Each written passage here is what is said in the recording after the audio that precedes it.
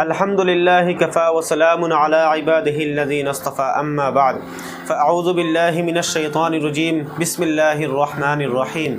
يا ايها الذين امنوا اذا نودي للصلاة من يوم الجمعة فاسعوا الى ذكر الله وذروا البيع ذلكم خير لكم ان كنتم تعلمون سبحان ربك رب العزة عما يصفون وسلام على المرسلين والحمد لله رب العالمين۔ السلام علیکم ورحمۃ اللہ وبرکاتہ۔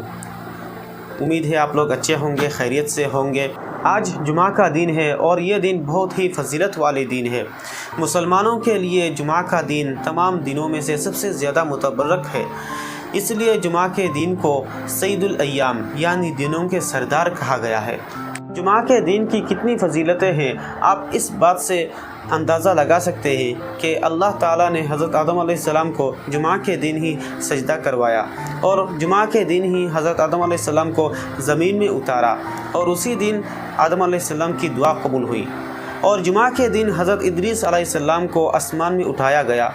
اور ابراہیم علیہ السلام کی ولادت بھی جمعہ کے دن ہی ہوئی، اور سیدنا حضرت ابراہیم علیہ السلام کو جب نار نمرود میں سے نکالا گیا وہ بھی جمعہ کے دن ہی تھا۔ جب حضرت ابراہیم علیہ السلام نے بیت اللہ شریف کی تعمیر کی ابتدا کی وہ بھی جمعہ کا دن تھا، اور اسی دن اللہ تعالیٰ نے حضرت ابراہیم علیہ السلام کو اپنا خلیل بنایا،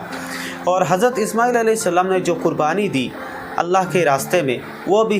ذو الحجہ کے 10 تاریخ کو جمعہ کا دن ہی تھا۔ یوسف علیہ السلام کو جب قافلے کے لوگوں نے کنویں سے نکالا وہ بھی جمعہ کے دن ہی تھا، اور حضرت یعقوب علیہ السلام کی بینائی جب واپس ہوئی وہ بھی جمعہ کے دن ہی تھا، اور حضرت ایوب علیہ السلام کو جو بیماری تھا وہ بھی صحت ہوئی وہ بھی جمعہ کے دن ہی تھا۔ حضرت موسیٰ علیہ السلام جمعہ کے دن ہی سمندر سے پار ہوئے اور فرعون ڈوب گیا۔ حضرت داؤد علیہ السلام کی خطا بھی جمعہ کے دن ہی معاف ہوئی،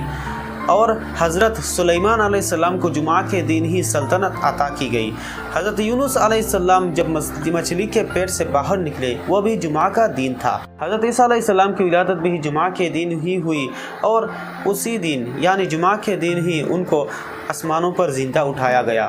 جب مکہ مکرمہ فتح ہوا اور آپ صلی اللہ علیہ وسلم مکہ میں داخل ہوئے تو وہ بھی جمعہ کا دن تھا۔ جس دن غزوہ بدر پیش آیا اور اللہ تعالیٰ نے اپنی خصوصی مدد سے مسلمانوں کو نوازا تو وہ بھی جمعہ کا ہی دن تھا، اور حضرت حسین رضی اللہ تعالیٰ عنہ کی شہادت کا واقعہ بھی جمعہ کے دن ہی پیش آیا، اور آخر میں قیامت جمعہ کے دن ہی قائم ہوگی۔ اللہ تعالیٰ نے جمعہ کے دن میں قبولیت کا ایک لمحہ رکھ دیا ہے تاکہ عبادت گزار بندے اس دن میں خوب عبادت کریں، اور اللہ تعالیٰ نے قبولیت کی اس گھڑی کو چھپا دیا تاکہ لوگ اس لمحے کو ڈھونڈیں اور خوب عبادت کریں، اور اس قبولیت کے لمحے کے بارے میں علماء کے بہت سارے اختلاف ہے۔ بعض روایت میں آیا ہے کہ خطیب جب خطبہ دیتے وقت 2 خطبوں کے درمیان تھوڑی دیر کے لیے بیٹھتا ہے وہی قبولیت کی گھڑی ہے، یعنی اس وقت جو بھی دعا کی جائے اللہ تعالیٰ اس دعا کو قبول فرما لیتے ہیں۔ ویڈیو کے شروع میں نے جو آیت کریمہ پڑھی ہے اس کا ترجمہ یہ ہے کہ اے مومنو، جب جمعہ کے دن نماز کے لیے اذان دی جائے تو اللہ تعالیٰ کے ذکر یعنی نماز کے لیے جلدی کرو اور خرید فروخت چھوڑ دو۔ دیکھیے، تجارت اور خرید فروخت حلال کام ہے،